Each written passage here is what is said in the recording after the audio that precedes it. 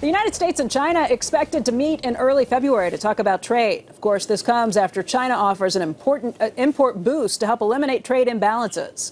Joining us right now to talk about this and much more is Blackstone CEO Steve Schwarzman. And Steve, it's great to see you this morning. Thank you for being here. Well, it's great to be here. It's so beautiful. It is. We got lucky with the weather. We're hoping this will last for a few days at least. Why don't we talk to you about China first up? People have called you the China whisperer. You obviously know people in the administration in the United States and people in China. And so many people are trying to handicap this and figure out what happens next. Not that you have a particular knowledge of what's coming next, but you do have a lot of insights on both sides. What do you think the most likely scenario is? Well, I think that both sides would like to see something happen, each for their own reasons. And the Chinese laid out a group of things they were prepared to do in Argentina, and I think they're following up on that. I think on the U.S. side, one of the really important things, among others, is compliance. And there's some skepticism or need for clarification that if they agree on something, the U.S. side wants to know if it's going to happen. And one way to do that is to have a mechanism where if something isn't happening, it could be appealed to the vice premier's office for resolution within 30 or 60 days, some mechanism so it's not just people having agreements without the ability to make them happen. We'd heard a little bit about that, and it sounded like when that was brought up in the last round of talks that it was a little bit insulting to the Chinese, but not a non-starter. You think there's a way to do it that both sides can feel good about? We'll find out. I was going to say, during our panel, we talked a little bit about China, and you seemed to suggest that you thought, and I know there's the question about March 1st and these specific issues, but that this could be a multi-year, multi-decade-long conversation, and that may be, again, the polite way of putting it. Do you think do you think there has been a fundamental shift between the idea of cooperation between the two companies to one of much kind of greater competition? They are like companies, too, Well, instead of countries. I think each of the countries is a very, very important, global force. Number 1 and 2 in the world. Economically, China's got the largest population, and they each have some type of destiny, some of which will be cooperative, of course, as it is, and some of which will be competitive, which is what tends to happen.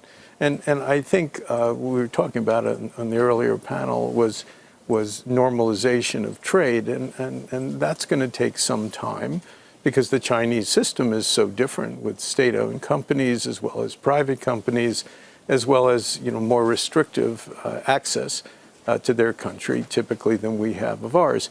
And these things work out, but they don't happen in a day or two. They don't happen in a week or a month or a year. Because it impacts. Do they happen by 2024?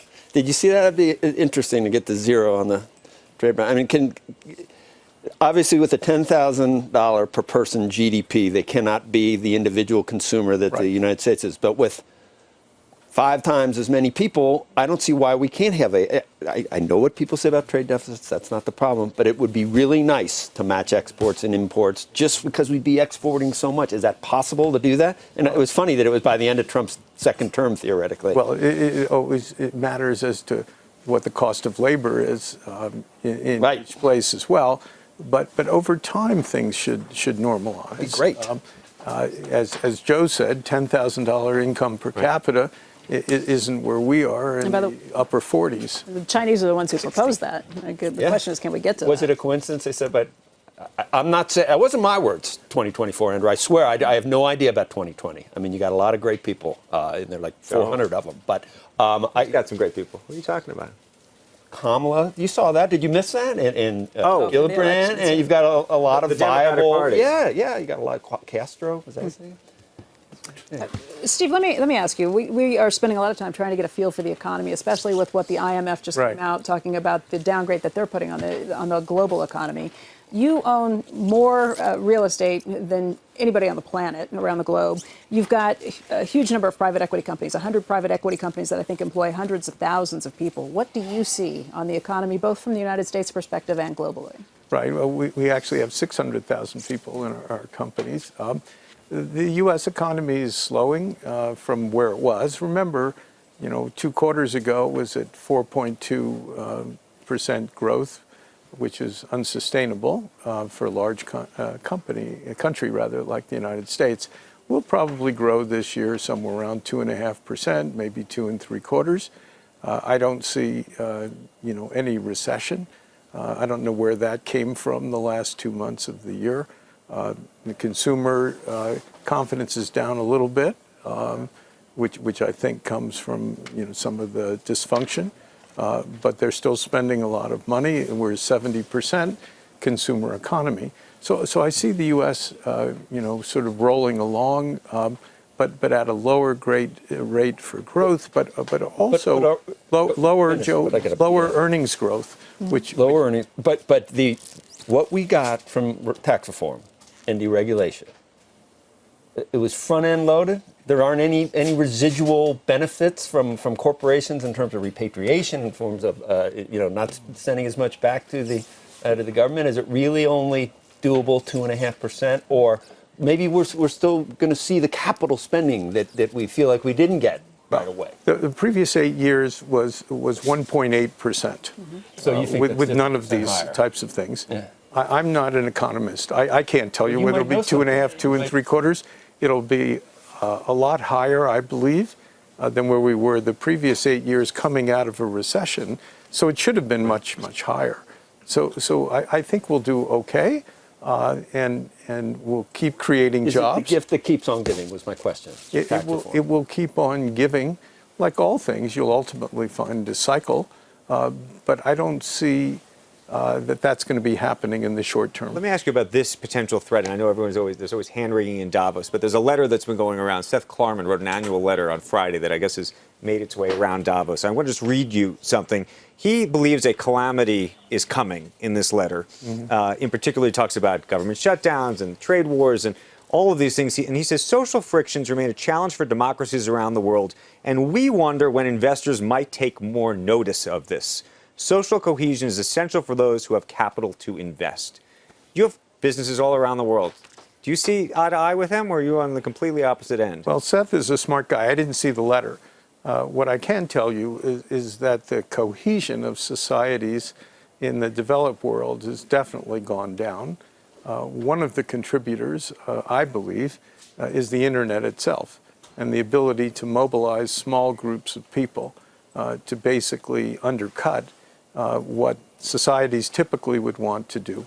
And we're becoming fractionated, and there's no head of state who would tell you things are the same today as they were 10 years ago in terms of the ability to run a democracy.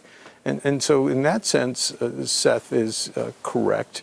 I don't know where else his letter took you as a conclusion. Well, disruption in technology and how we do things isn't always a bad thing. And disrupting some hired policies around the world that maybe weren't accruing to as many people as possible isn't always going to necessarily be bad. Now, you mentioned the internet.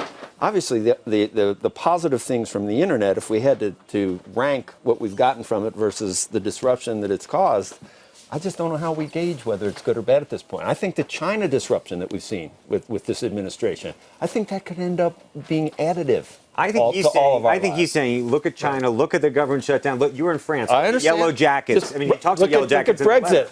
Look at Merkel. All of these things. I understand that. How is it possible? Because he's effectively saying, how is it possible that all of this? You want to keep the status quo and never throw the bums out if they're not getting it done? It is going to have an impact on the economy short term, at least. Well, it is a world that is becoming less governable, certainly in the democracies, and that inhibits solutions to problems, and governments need to provide solutions. Has that slowed down any of your spending, any of your interest in making new acquisitions? Not necessarily. It depends where you invest and at what price you're investing.